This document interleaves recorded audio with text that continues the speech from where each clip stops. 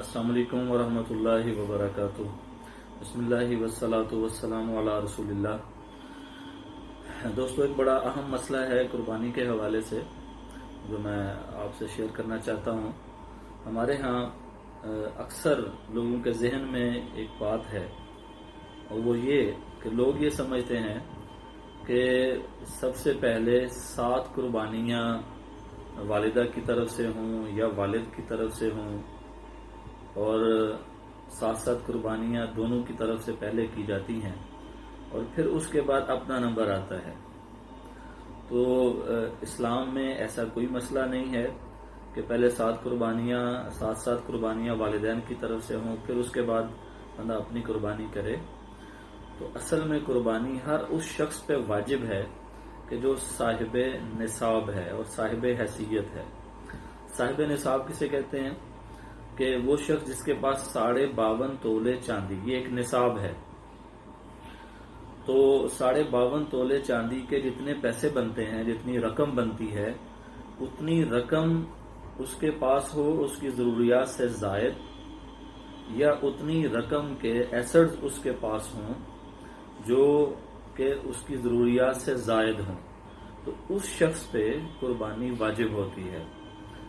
अब जो शख्स भी पूरे घर के अंदर साहिब हैसियत होगा, वो वालिदैन है, वो औलाद है, उसके ऊपर कुर्बानी वाजिब होगी। ऐसे ही अक्सर ये होता है कि बीवी भी साहिब हैसियत होती है और खामिद भी साहिब हैसियत होता है, लेकिन दोनों एक ही कुर्बानी करके ये समझते हैं कि हमने हक अदा कर दिया। नहीं, बीवी अगर साहिब हैसियत है और जाहिर है खवातीन के पास सोना होता है तो अब वो भी साहिब हैसियत हैं, तो उन पे अलग से कुर्बानी वाजिब होगी। और शौहर के पास अगर 52.5 तोले चांदी के बकदर रकम है तो जरूरियात से जाए तो इस पर अलग से कुर्बानी वाजिब होगी। तो 2 चीजें हो गई। एक तो जो 7 कुर्बानियों वाला मसला है वो बिल्कुल गलत है कि पहले वालिदैन की तरफ से 7 कुर्बानियां होंगी और उसके बाद फिर हम कुर्बानी करेंगे, ऐसी कोई बात नहीं है।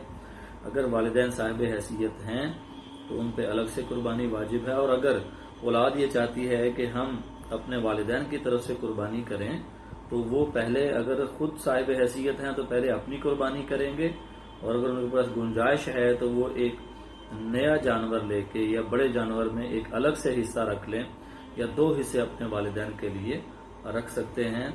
तो इस तरह फिर उनकी कुर्बानी अदा होगी। तो सबसे पहले जो शख्स इस पे कुर्बानी वाजिब है वो अपना फरीजा अदा करेगा, उसके बाद फिर वो किसी और की तरफ से कुर्बानी कर सकता है।